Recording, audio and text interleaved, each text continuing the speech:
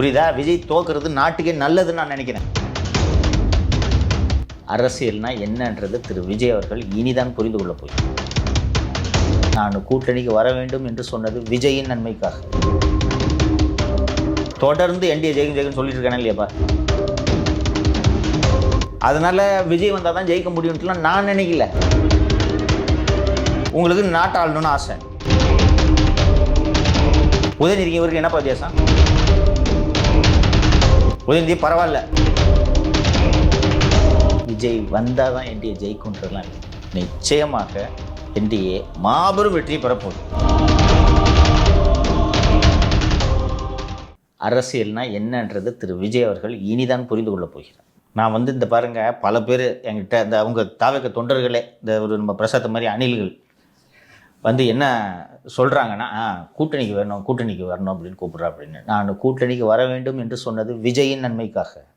உறுதியாக நான் நம்புகிறேன். கேளுங்க, நீங்கள் இன்றைக்கி தான் புதுசாக வந்திருக்கீங்க. வெறும் ஏடிஎம்கே பிஜேபி இருந்த காலத்துலேருந்து சொல்லிகிட்டு இருக்கேன். என்னைக்குப்பா சொன்னேன் அண்ணன் வந்துடுவார் டிடிவின்னு? நீங்கள் தான் சொல்லிட்டு இருந்தீங்க, மற்ற யாருமே சொல்லலை. வந்தாரா? அதனால விஜய் வந்தால் தான் ஜெயிக்க முடியும்ட்டுலாம் நான் நினைக்கல. புரியுதா? விஜய் தோக்குறது நாட்டுக்கே நல்லதுன்னு நான் நினைக்கிறேன். உதயநிதி இவருக்கு என்னப்பா வித்தியாசம் சொல்லுப்பா. உதயநிதி பரவாயில்ல, லேட்டாக வந்து ஜல்லிக்கட்டுக்கிறாரு. என்ன வித்தியாசம்?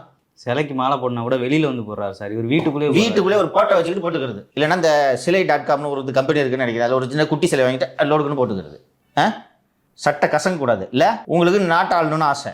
நாம் தமிழர் கட்சி தாவேக்காவை கடுமை விமர்சிப்ப நீங்கள் சொன்னீங்க உங்களுக்கு யார் போட்டி, திமுக தான் போட்டின்னு சொன்னீங்க. அப்போ ஏன் இவங்களை போட்டு சண்டை போடுறீங்க அப்படின்னு கேட்டீங்க. இப்போ டிவிகே டிஎம்கேவை தானே சார் டார்கெட் பண்ணோம், ஏன் அதிமுக டார்கெட் பண்ணுறாங்க? அவங்க ரெண்டு பேரும் ஊழல் கட்சி, நான் ஒருத்தன் தான் தூய்மையானவன் அப்படின்னு நிறுவுறாராம். இவர் சொன்னோடனே மக்கள் ஆமாப்பா ரெண்டு பேரும் ஊழல் கட்சிப்பா, நம்ம இவருக்கு போடலாமான்னு போட்டுருவாங்களாம். அப்படி காதில் கூட ஒருத்தர் ஓதிக்கிட்டே இருக்கிறாரு. ஸோ அத்தனை அரசியல் வியூகங்களை எல்லாம் அமைத்து செல்வி ஜெயலலிதா அந்த இயக்கத்தை மீண்டும் மீண்டும் ஆட்சிக்கு கொண்டு வந்து, நான் இறந்த பிறகு 100 வருஷம் அந்த இயக்கம் இருக்குன்னு சொன்னாங்க. அப்படிப்பட்ட இயக்கம் இது. அந்த இயக்கத்தை களத்திலே இல்லைன்னு நீங்கள் சொல்கிறீங்கன்னா உங்களோட அரசியல் புரிதல் எப்படி இருக்கிறது? சரியா?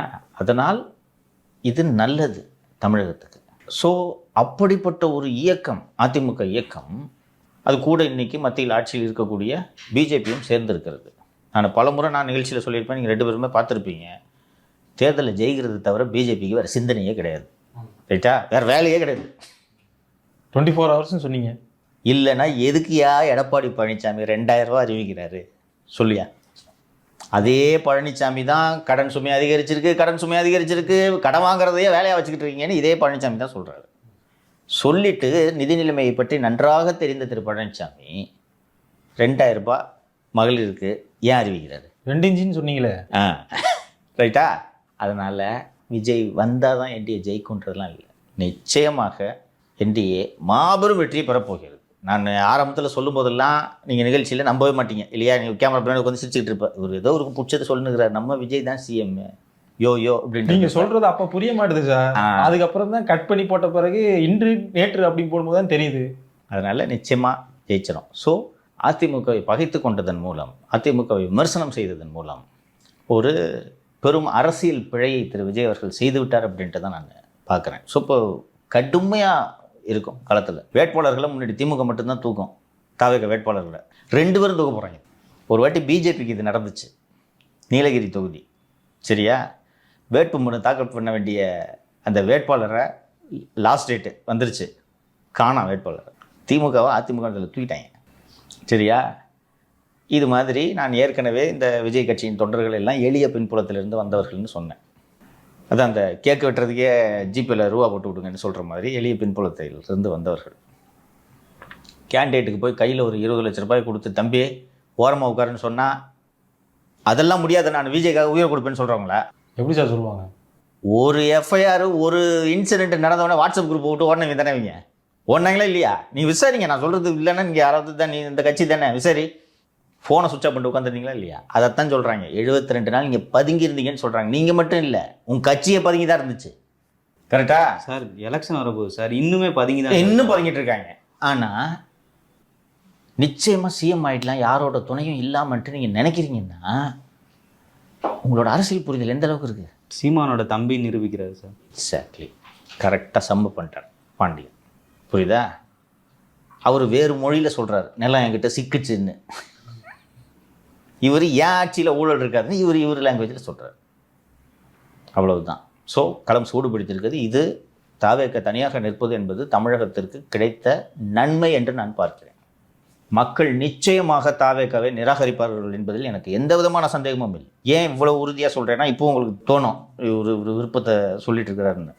இந்த தேர்தல் யார் ஆட்சிக்கு வர வேண்டும் என்பதை விட யார் ஆட்சிக்கு வரக்கூடாது என்பதற்கான தேர்தல். 96 அதிமுக மீது வீசிய எதிர்ப்பு அலை போல வீசி கொண்டிருக்கிறது என்று நான் உணர்கிறேன். அப்போ இவங்களை யார் மூலமாக வீட்டுக்கு அனுப்ப முடியும்? அப்போவே நான் 96 மதிமுக உதாரணத்தை சொல்லியிருக்கேன். ரைட்டா? தமிழ்நாடு பார்க்காத பிரம்மாண்டத்தோடு தொடங்கிய கட்சி மதிமுக. ஆனால் 96 தேர்தலில் அதிமுகவை வீட்டுக்கு அனுப்ப வைகோவால முடியுமா, திமுக தமாக கூட்டணியால் முடியுமா அப்படின்னு மக்கள் தெளிவாக தேர்ந்தெடுத்தார்கள். ஒரு சீட்டு ஜெயிக்கலையா? அதுதான் இப்போது நடக்க போகிறது. விஜய் நல்லவர், நல்ல கட்சி.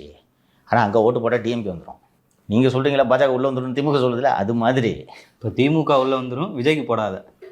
நான் அந்த பாருங்கள் பிரதர், நான் என் விருப்பத்தை சொல்கிறேன்னு நினைக்காதீங்க. திமுக எதிர்ப்பு வாக்குகள் சிதறினால் யாருக்கு நன்மை? திமுக ஆட்சி வீட்டுக்கு செல்ல வேண்டும் என்று நினைக்கக்கூடிய ஒரு வாக்காளன் என்ன முடிவெடுப்பான்?